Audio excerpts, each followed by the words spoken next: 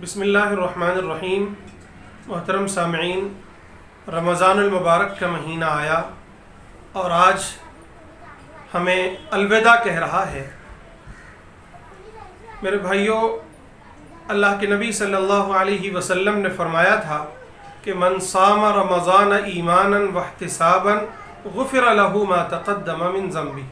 جس نے رمضان المبارک کے روزے رکھے ایمان و احتساب کے ساتھ، اس کی مغفرت کر دی گئی۔ یا پھر اسی طرح آپ نے فرمایا تھا کہ من قام رمضان ایمانا واحتسابا غفر له ما تقدم من ذنبہ، کہ جس نے روزوں کے ساتھ ساتھ رمضان المبارک کی راتوں میں اللہ کی عبادت کی، اس کی بھی مغفرت کر دی گئی۔ پھر اسی طرح اللہ کے نبی نے فرمایا من قام لیلۃ القدر ایمانا واحتسابا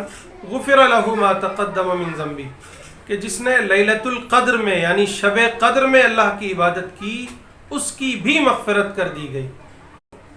کہ اللہ نے یقیناً بخشش فرما دی، اللہ نے یقیناً ہمارے گناہوں کو معاف فرما دیا۔ لیکن سوال یہ ہے کہ کیا حقوق العباد بھی معاف ہو گئے؟ جواب یہ ہے کہ ہرگز نہیں۔ حقوق العباد صرف دو صورتوں میں معاف ہوتے ہیں،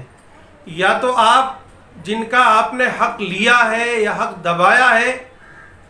اسے آپ حق واپس کر دیں، اس کا حق لوٹا دیں، یا یہ کہ اس سے آپ معافی مانگ لیں، وہ معاف کر دیں۔ یہ دو صورتیں ہیں، ان کے علاوہ نہ نماز سے، نہ روزے سے، نہ حج سے، نہ عمرے سے، نہ قیام اللیل سے، نہ لیلۃ القدر سے، کسی چیز سے بھی حقوق العباد معاف نہیں ہوتے ہیں۔ اور یاد رکھیے کہ اللہ کے نبی صلی اللہ علیہ وسلم نے فرمایا تھا ایک مرتبہ صحابہ سے، اتدرون مل مفلس، کیا تمہیں معلوم ہے کہ یہ مفلس کون ہے؟ صحابہ نے فرمایا المفلس فینا من لا درہم ولا متاع لہ،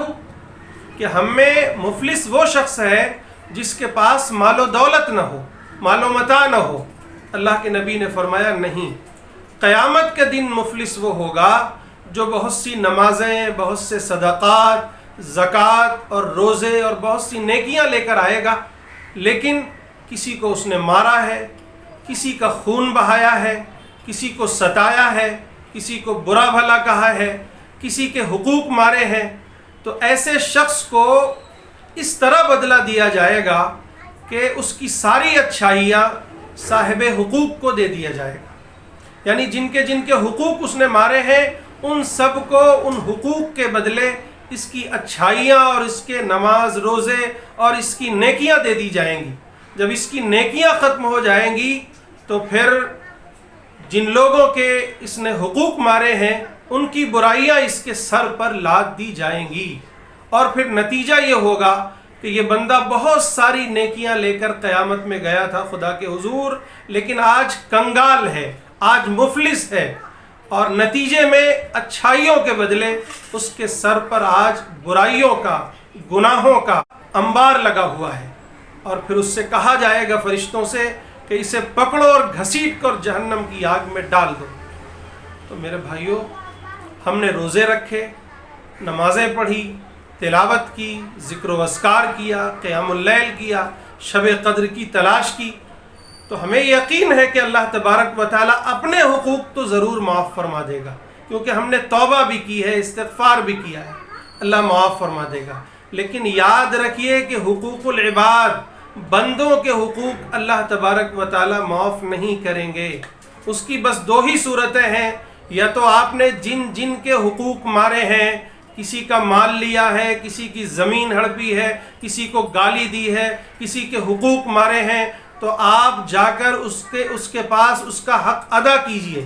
یا پھر اس کے پاس جا کر کے اس سے معافی مانگیے کہ بھائی مجھ سے غلطی ہو گئی، مجھے معاف کر دو۔ یہ دو ہی صورتیں ہیں معافی کی۔ اس لیے ہمیں رمضان المبارک کی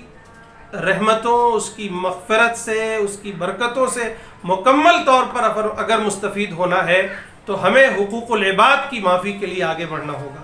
آج ہی بلکہ اس سے پہلے اپنے گھر میں ماں باپ سے، بھائیوں سے، پڑوسیوں سے، رشتہ داروں سے، دوست احباب سے اور قرب و جوار میں جس سے بھی آپ نے معاملات کیے ہیں، آپ ان سے